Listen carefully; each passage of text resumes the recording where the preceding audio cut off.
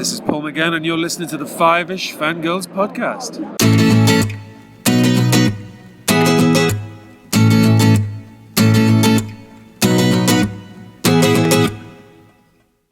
The tangents of Squee continue all the way to a very special episode of the Five-ish Fangirls podcast.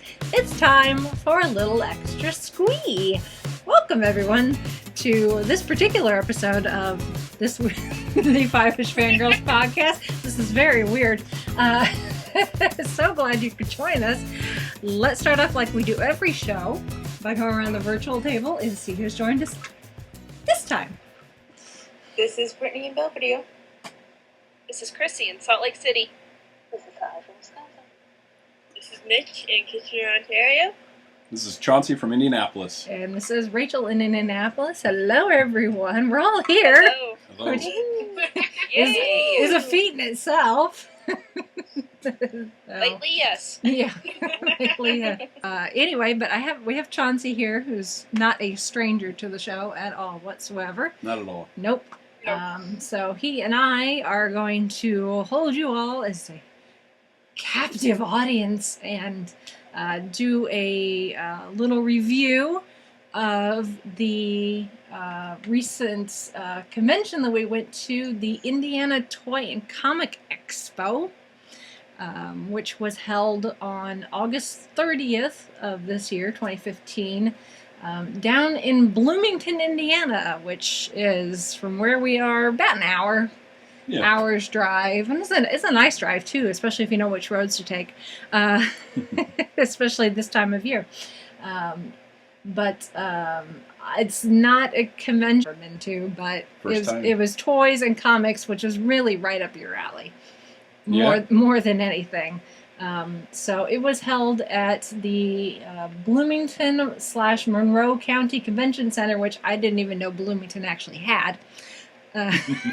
It makes perfect sense that, most major quote-unquote cities are going to have a convention type community building, I guess. And Bloomington's it's a college town, so the home of Indiana University. Convention centers they vary in size. That is true. It's all good. Yeah. Compared to the one in Indianapolis, this is smaller than what I'm used to. I will give them that, but it was nevertheless not a bad location, all things considering. It kind of took me back, because when I first started going to Comic Cons, like in the early '90s, they were in like little hotel side rooms that were their conference center, and that's about the size it was. It was just one big room. That's really what this was. It's attached to, at the moment, it's a Courtyard by Marriott hotel, and so like Galley, a little bit. Well, I guess, or maybe Chicago TARDIS, if you've been to Chicago TARDIS. That's right. You haven't been to Galley. I've never been to Galley, but I can imagine. It's that same. Yeah. It's in the basement of a hotel, and it's in the conference room and the ballroom and that whole thing. Yeah, that's essentially what it was, but even smaller, actually. Okay. The little the event was 2 floors-ish if you came in on the ground floor, which you really didn't have a choice. But so when you came in on the ground floor, there was the table so you could buy your entry. It was only $5 to get in, so it was relatively inexpensive. And there was a couple of parking lots nearby within reasonable walking distance that were free. So other than the $5 to get in, the gas it cost us to get there, it was an inexpensive event to go to until we discovered stuff to buy on the inside, but we'll get to that. They had food trucks Think of it this way: you saved money on gas and hotel and all that and tickets and stuff. Then you had more money to buy stuff. Exactly, which we did. Oh yes, especially Chauncey. And they had some food trucks set up, which we walked by and I'm like, it smells like bacon. I smell pork. Which made me excited, but we did not partake of any of the food trucks. So we paid, and we got our little paper wristbands. And then if you went up the escalator up to the second floor, that's where the show floor was. And they had lots, I don't know how many vendors. I mean, it's a decent number considering the space. It's probably under 50, but probably over 30, somewhere in there. Yeah. Of different vendors, a lot of them selling used and vintage toys and comics, obviously, because this is the Toy and Comic Expo. A lot of the stuff you normally see, a lot of, loose Star Wars, a lot of Star Wars figures, a lot of Ninja Turtles. You see a lot of loose Ninja Turtles, a lot of loose Power Rangers, which going through several bins of Power Rangers, I'm looking at these going, I don't know what these Rangers are. I know the colors, but I don't get the logo or the design. And then I'd occasionally pull up one of like the classic or from the movie. I'm like, this I know. This I understand. But after the movie, I'm like, what? And I don't. Who are you? So. So what happens when you How first many franchise vendors had growing up? Funko Pop?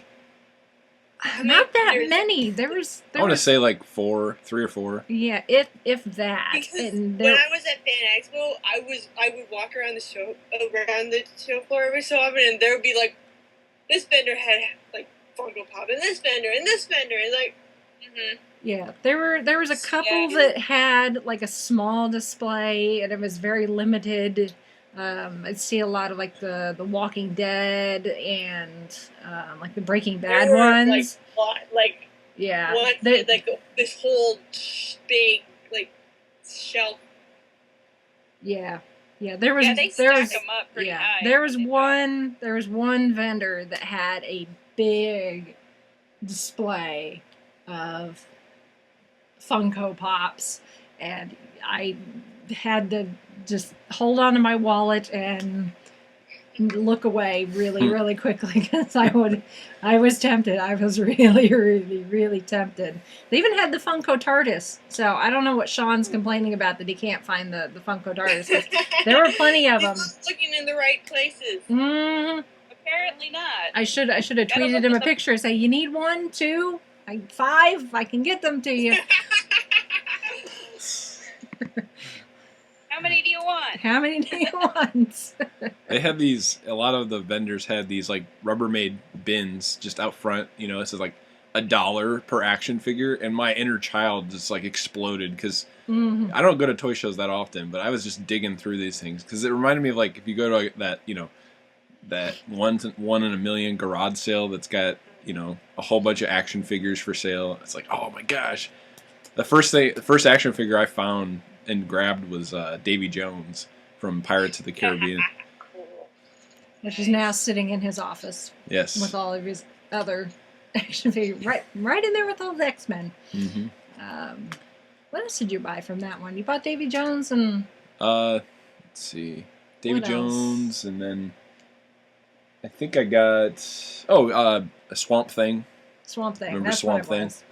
I like funky looking creatures, that don't necessarily have arms, but maybe have like tentacles and stuff. I think that's always pretty cool. I did later in the day buy a Star Wars figure. I got a D8D, and at first I was like, what the heck is this? I've never even heard of this before. And I just bought it just because I'd never seen it before, and it said from 1981.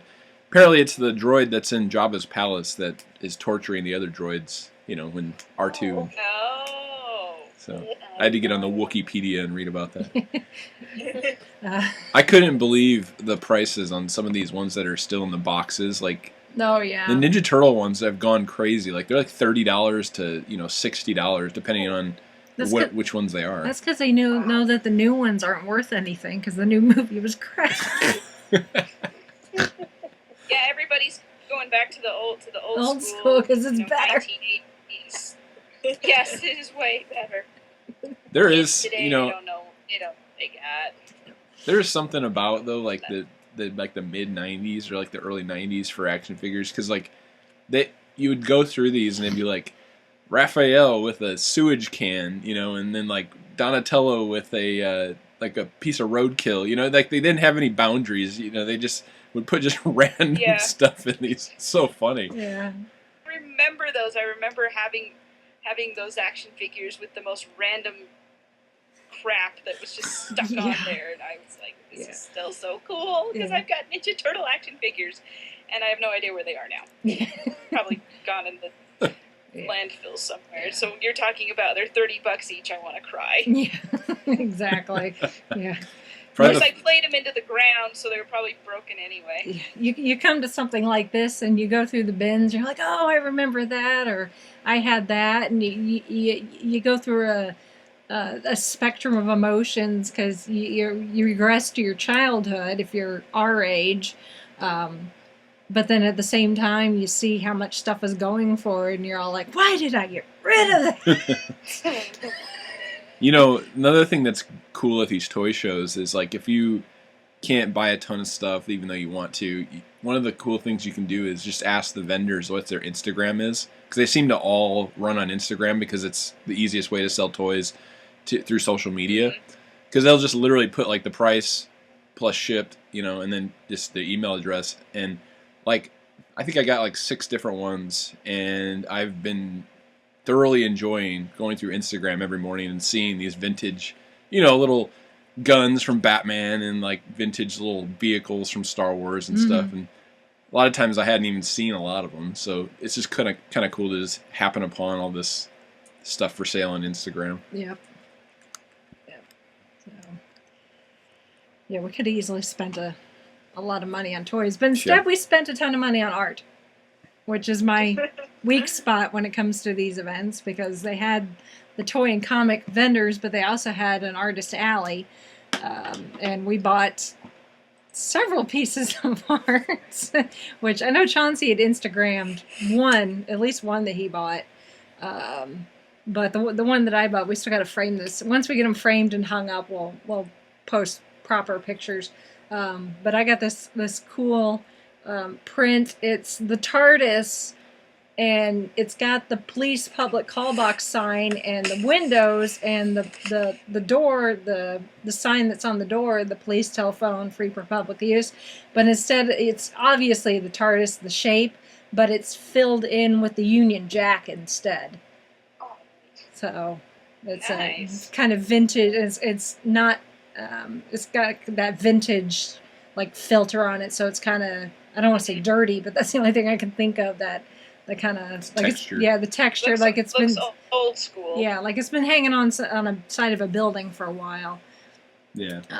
Which was really cool. And then Chauncey. This Guys is from like, Traveling the Vortex are gonna love this one. This is probably the coolest thing I've ever found at a con at all. Yeah. This woman does chalk art, and like if you know, I don't know, nowadays they sell them brand new, but you can buy like metal signs that look vintage. This is a print that looks like a metal sign that was done by hand or something. But what it is a picture of Han Solo and Lando, and they're, you know, they got their arm around each other and they're looking like they're talking to someone, and they're both holding a Colt 45 beer in their hand. And it says one for the rogues, and then Colt 45 malt liquor, and then it says it works every time. Well, the really funny part about this was I just thought it was hilarious and had to buy it because it's perfect to hang in like a bathroom. You know, it's just you chuckle every time you look at it. But you come to our house, it's going to be in our spare bathroom. Yeah. Well, the funny thing to me was I got to work on Monday, and I showed this to one of my coworkers, and he's like, you know, a little older generation than me, and he's like, "Did you know that? What's Lando's character's name?" It's Lando, but it's Billy Billy D. Williams. Yeah. So Billy was in a commercial back in the 80s. Several commercials for Colt 45. For Colt 45 beer. or malt liquor. I had no idea. I say that all the time. Every time I see something with Lando Calrissian, I'm like, Colt 45, and he totally does not get the reference, and now he does. Oh my gosh, I watched him on YouTube. Do yourself a favor, listener. Go on YouTube and search for Billy D. Williams, Colt 45, or The Power of Colt 45. It is hilarious. They're funny commercials. And they're so 80s, too. Yes. So, yeah. No, I got the artist to sign it that's too. yeah. She signed the back of it, so Remember? we'll get those framed and hang those up in our bathroom because that's the only spot where we have any wall space left. Yeah. Artist, you know you're a nerd when yeah, you're hanging up art. You've got it. Artist Alley in the is bathroom. my weakness, and this did not disappoint. So, plus it's always fun just to talk to the artists and find out where they're from and what their favorite things to draw and where their favorite medium and that sort of is. Like the one he bought, she does chalk.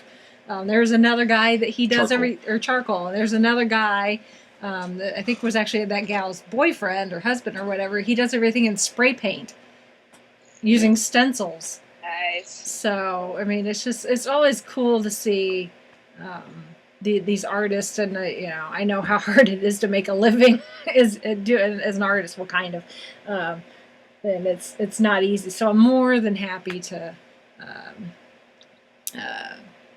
give them my money. As starving artists, help support starving artists.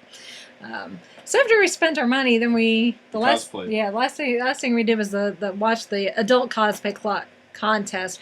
We got there too late for the kids cosplay contest. From what I heard from the audience, though, or people walking around, apparently it was a kid dressed as dancing baby Groot that won the kids cosplay contest.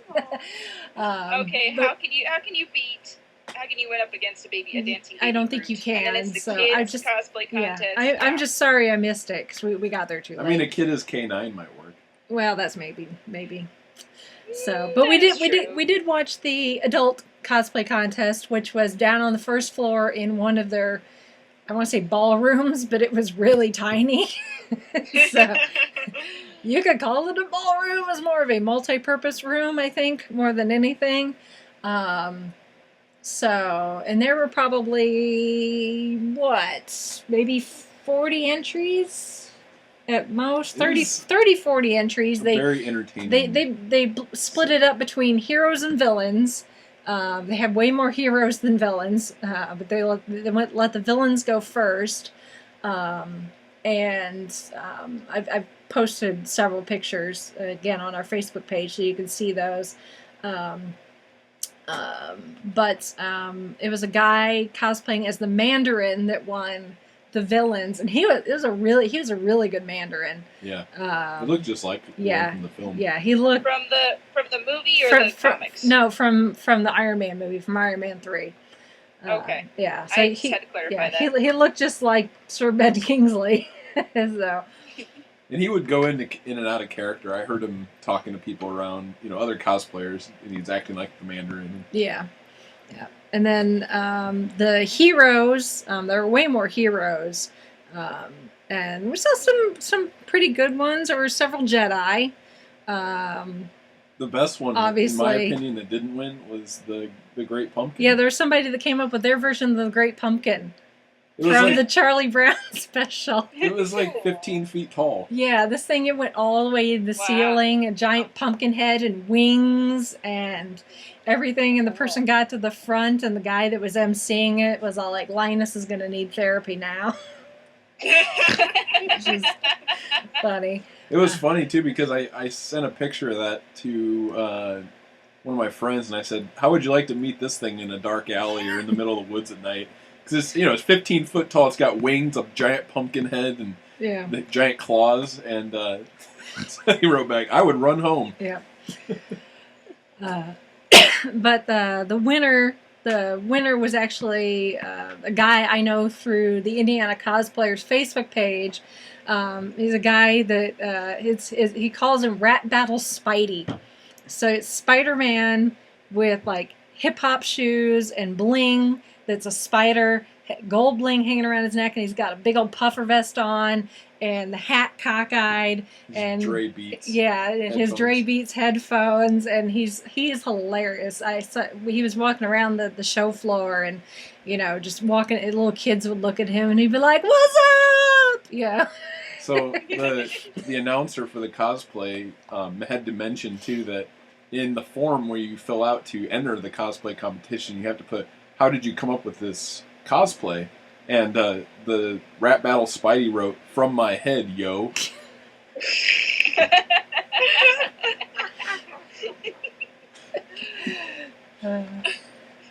What's funny about that, is Spider-Man. He is street, right? And his character in the cartoons was, very comical, and it just fit so well with this, Yeah, it does. gangster rap. It's so funny, though, and he was so excited when he won because there were really good cosplays. Yeah. But he was so excited with it, and with cosplay contests, I kind of liken it to like a beauty contest or a dog show competition. It really comes down to the judges. If you had different judges, you would probably get with the exact same contestants, you could get a completely different outcome as far as who won. It really just comes down to the judge. That and the criteria. Some are more strict about what they allow or what they want for criteria. In this case, because it's a smaller con, I think they were more laid back about it. There were only 2 judges to begin with.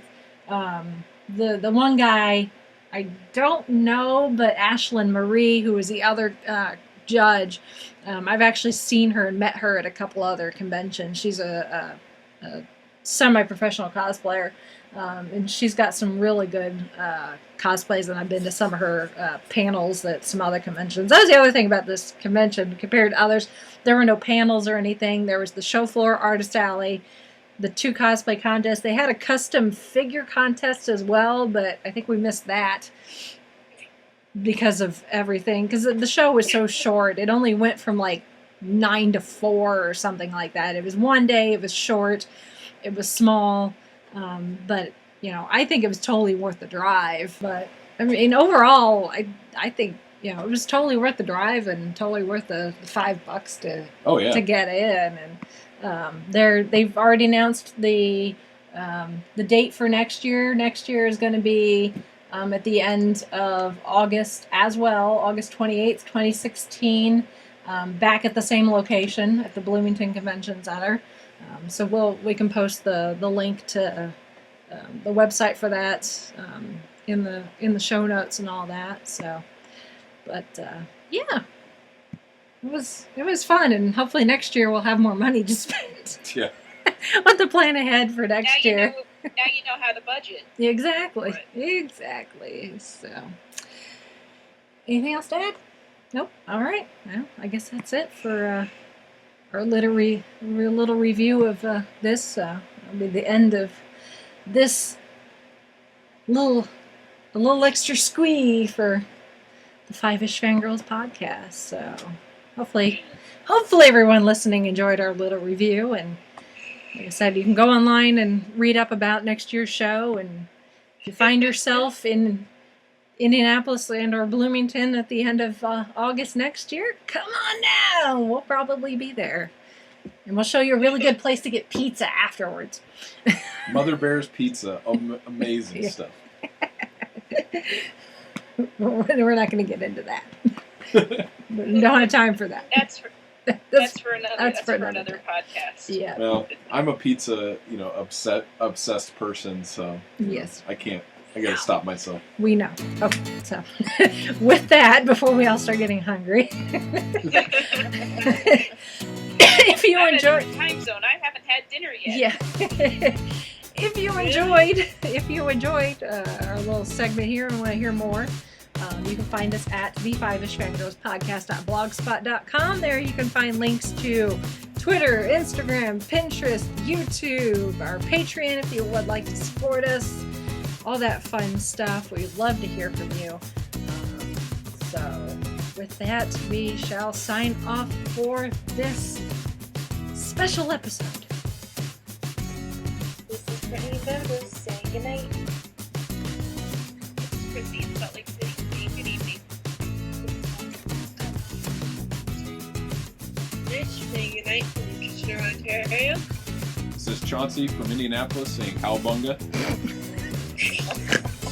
And this is Rachel, also in Indianapolis, Indiana. Thanks a lot. Bye-bye. You have been listening to the 5-ish Fangirls podcast. Any and all movies, books, games, and other forms of media mentioned are owned and operated by their respective copyright holders. No copyright infringement is intended or implied.